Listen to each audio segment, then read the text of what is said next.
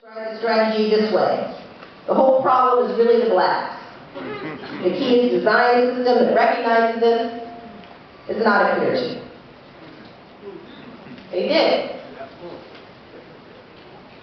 Not long after the drug war was declared, crack hit the streets, began to ravage inner city communities, and the Reagan administration actually seized on this development with glee, hiring staff whose job it was to publicize inner city crack babies, crack dealers, the so-called crack wars and crack-related violence, in an effort to turn crack into a media sensation which they believed would bolster public support for a drug war they had already declared, and persuade Congress to devote millions more dollars to waging it.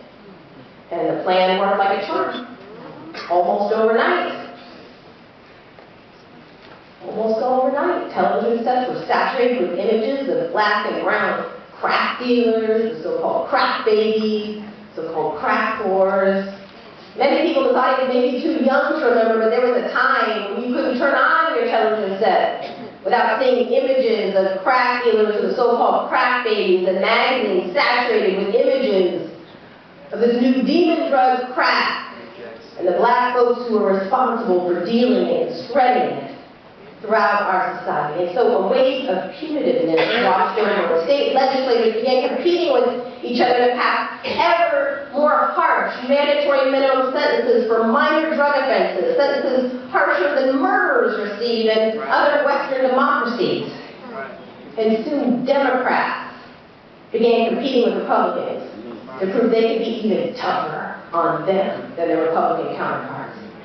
And so it was President Bill Clinton who escalated the drug war far beyond what his Republican predecessors even dreamed possible. And it was the Clinton administration that championed the laws banning drug offenders from federal financial aid for schooling, apparently.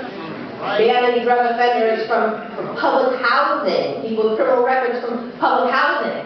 It was the Clinton administration that championed the law, federal law, banning drug offenders, people convicted of drug felonies, from collecting food stamps for the rest of their lives.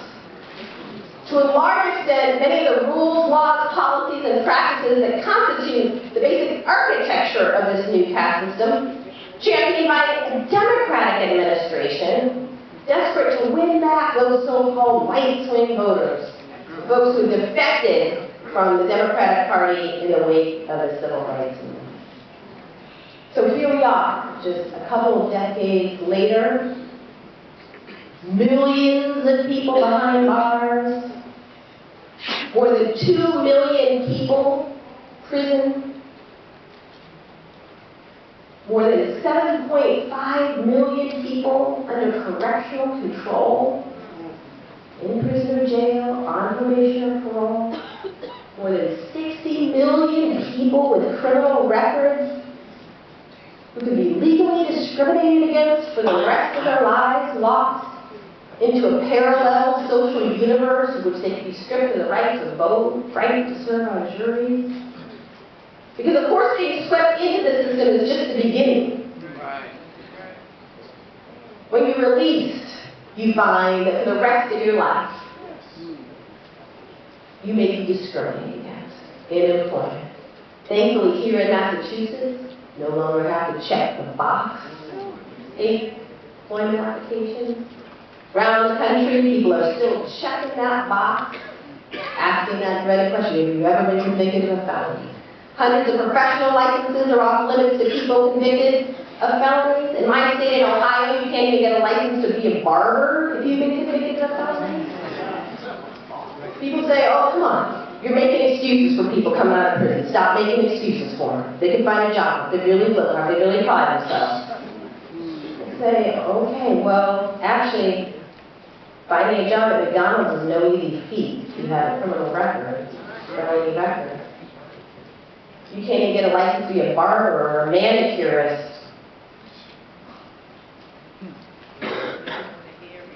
Public housing may be off limits to you. Private landlords, well as public housing projects free to discriminate against you. Criminal record. Food stamps may be off limits to you. Fortunately, many states have now opted out of the federal ban on food stamps for